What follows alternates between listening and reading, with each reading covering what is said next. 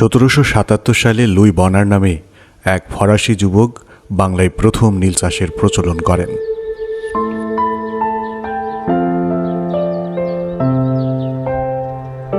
East India কোম্পানির আগ্রাসী বাণিজ্য নীতির কারণে বঙ্গদেশে নীল চাষ দ্রুত সময়ের মধ্যে ছড়িয়ে পড়ে। নীল চাষের বিরুদ্ধে এই জনপদের কৃষকদের আন্দোলন সংগ্রামের একটি বিরাট অংশ জুড়ে রয়েছে খেজুর গাছের ভূমিকা। 1859 সালের শরৎকালে নীল বিদ্রোহের সূচনা হয়। চরণ গবেষক ইউসুফ হোসেনের মতে মাথাভাঙা নদী তীরবর্তী চুয়াডাঙ্গা অঞ্চল থেকেই এই বিদ্রোহের সূচনা হয়। খেজুর গাছ জমির আইলে থাকলে নীল চাষ ব্যাহত হয়। এই ধারণার বাস্তবতা বোঝার সাথে সাথে এলাকার কৃষকরা তাদের জমির আইল ও রাস্তাঘাটে মাঠে খেজুরের বীজ ছিটিয়ে দেয়, যেগুলো আস্তে আস্তে গাছে পরিণত হয়। খেজুর গাছ আমাদের গ্রামীণ বাংলার ঐতিহ্য লালন করে আসছে দীর্ঘদিন থেকে। শীতকালে ঘরে ঘরে পিঠা বানানোর অন্যতম উপকরণ খেজুরের রস।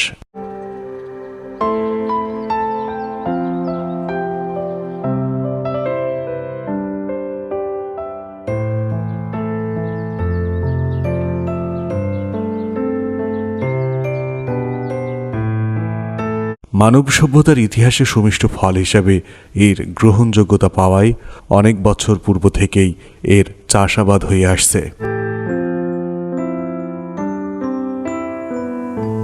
এই গাছটি প্রধানত মরু এলাকায় ভালো জন্মে।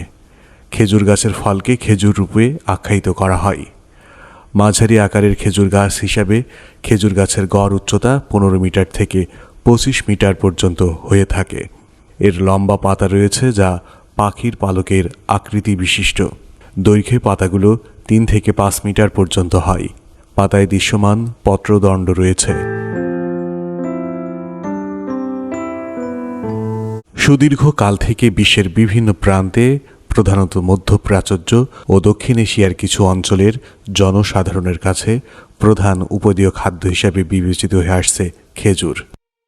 খেজুরের চাষাবাদ কিংবা খেজুর গাছের উৎপত্তি সম্পর্কে তেমন কোনো তথ্য জানা যায়নি। ধারণা করা হয় পার্শ্ব উপসাগরের তীরবর্তী দেশগুলোই সর্বপ্রথম এর চাষাবাদ শুরু হয়েছিল। সম্ভবত প্রাচীন থেকেই মেসোপোটিয়া থেকে প্রাগ ঐতিহাসিক মিশরের অধিবাসীরা খ্রিস্টপূর্ব 4000 বছর থেকে এই গাছের গুণগান সম্পর্কে অবগত ছিল। প্রাচীন মিশরীয়রা এর ফল থেকে মদ জাতীয় পানীয় প্রস্তুত করে ফসলের সময় তা পান করত। খ্রিস্টপূর্ব 6000 বছর আগেকার সময়ের প্রত্নতাত্ত্বিক নিদর্শনে দেখা যায় পূর্ব অঞ্চলীয় আরবে এর চাষাবাদ হতো। প্রস্তুর যুগে পাকিস্তান আমলের মেরগড় এলাকায়ও খেজুরের চাষাবাদ সম্পর্কে প্রত্নতাত্ত্বিক নিদর্শনে লিপিবদ্ধ আছে। দক্ষিণ এশিয়ার সভ্যতা বিবেচিত হরপ্পা এলাকার কথা উল্লেখ আছে খ্রিস্টপূর্ব 2600 থেকে খ্রিস্টপূর্ব 1900 বছর পর্যন্ত। চুয়াডাঙ্গায় খেজুরের রস, গুড় ও গুড় থেকে তৈরি পাটালির কদর রয়েছে দেশ জুড়ে।